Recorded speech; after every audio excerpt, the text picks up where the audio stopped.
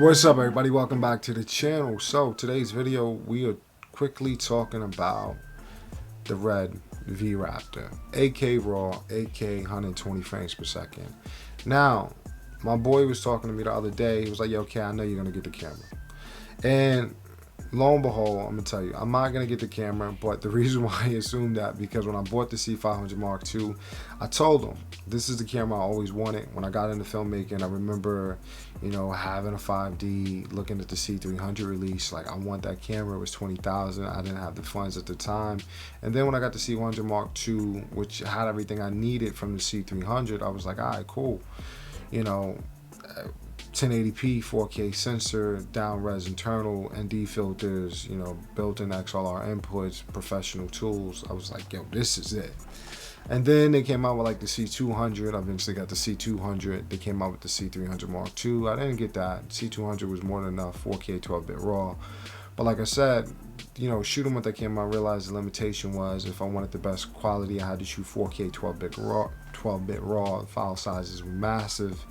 And the other option was to shoot 8-bit, which was still good in certain situations, but when you edit 4K 12-bit raw, you can become a little bit of a pixel peeper. I think for the naked eye, people are not paying that much attention, especially if you like corporate video. But if you cinematic stuff and you're really trying to stretch yourself and challenge yourself, then you notice it. So got the C200, and then the C500 Mark II, when it came out with the price tag, was something that I was like, finally, it's $5,000 cheaper than the camera I couldn't buy all those years ago. Your boy been working hard. I wanted to reward myself, so I got the Canon C500 Mark II during the time when we was at home. So I can't say the real time because, I don't know if they kill the videos, all that stuff, but, and yeah. It was everything that I ever wanted, 6K full frame raw sensor, built-in ND filters, XLR inputs, ND filters up to 10 stop, peaking, zebra, waveform, false colors. I can input LUTs, and even now there's been some new updates would allow me to bake in the LUTs, and I can also hook this up to external monitor and do SDI out, HDMI out, which is super helpful because I shot maybe like 4 weeks ago before the new firmware update, well, last month.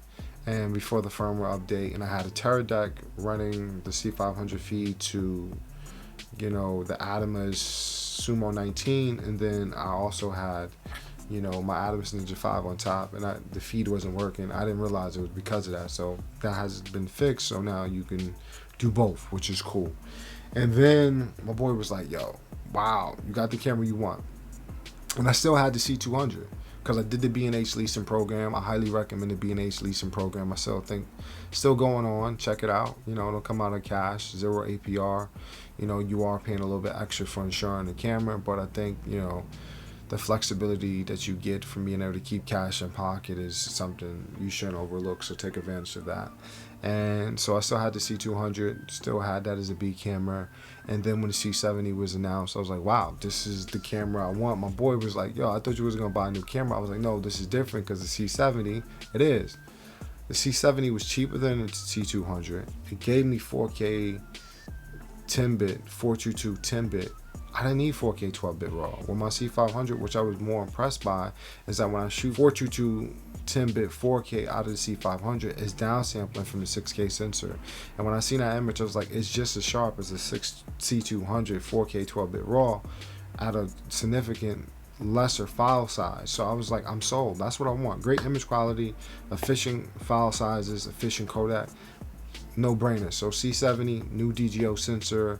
I was a little jealous when the C300 Mark III was announced. I had the 4K 120. So now I got everything. Even though I don't use 4K 120 like that, I have that option, and I'm sticking to it now. So he thought because I went from C200, C500 to then I got a C70, then I got an R6. He was just like, you're going to get the V-Raptor. I'm like, no. I would have got the Komodo. I think the Komodo is a great camera.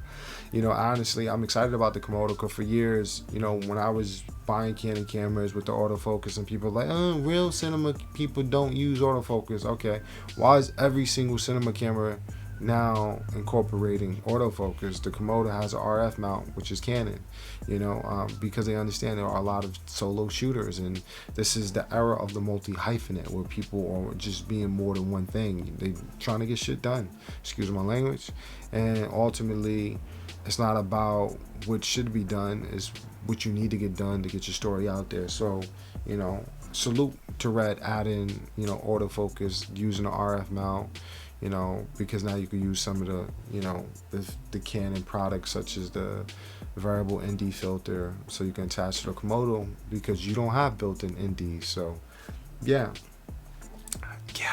Oh, you also, if you have a Red, you can't just delete one file. You gotta reformat the whole. You gotta format the whole drive. So just FYI. Nah, but Red, beautiful image. I'm a big fan of Red. Always been. I always tell people, like, listen, RELX is the best. Red is number 2. Canon is number 3 in my opinion. With that 3 spot, you could sub out Canon for Sony. Panasonic, Zcam. It could be argued, debated, but for the most part, it's RE, is Red, and then everything else, So, salute to those companies, and salute to competition. Salute to Black Magic, Panasonic, creating products to drive the prices down, because now it's affordable, So, going back to why I'm not getting the AK V-Raptor, just because I'm happy where I'm at. Like, at the end of the day, I don't even use the maximum capabilities of my camera, which is a 6K RAW, because ultimately it's about getting the job done. And if I could shoot this video, not worry about using the 6K RAW, and it still looks great, then I'm content with that. So if anything, I want computers to get faster. I want the codecs to get a little bit more edit friendly. The Canon RAW is not as friendly. It does well. It's, I got an iMac right here. This is 2019 Vega 48, maxed out 128 gigabytes of RAM. So it works really fast, and I'm super blown away by the new M1 processors. I have the 13.3 MacBook Pro.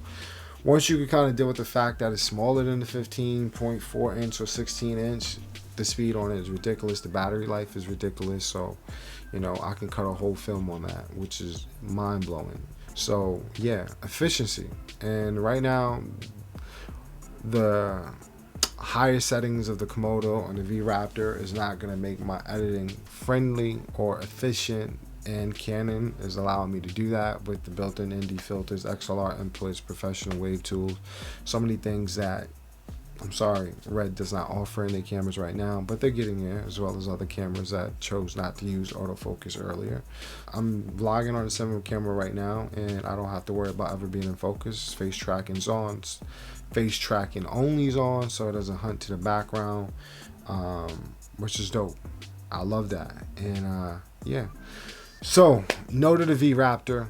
Super impressed. If I was a Red owner and I had a Red Monstro that I paid $50,000 for, and they're coming out with the Red V-Raptor for half the price at $24,500 with the same body style as the Komodo, I think it's a little bit bigger. This is a DMSC3 lineup. This is the new lineup of the Red system. Don't quote me on this. DMSC stands for Digital Motion Still Capture. I think I got the acronym right.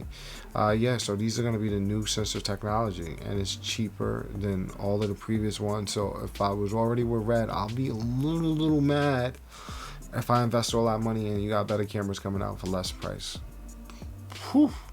I mean, it always happens, but this soon, I don't know.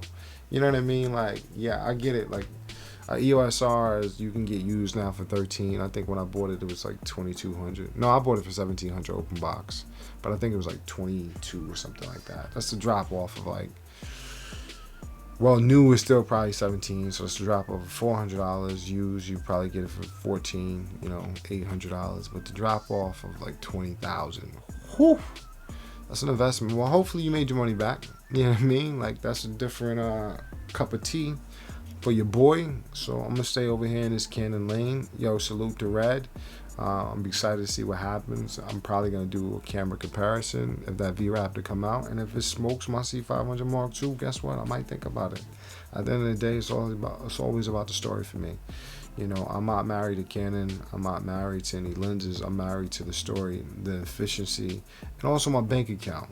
So I'm trying to get the best value out of what I'm spending. So I have to see it to believe it. So we'll see. Yeah, as always, thanks for watching the channel. Think about subscribing to the channel. Think about turning on notifications. Think about giving your boy a thumbs up. All that will cost you nothing, straight free. And until next time, stay creative, be courageous, and get on your grind.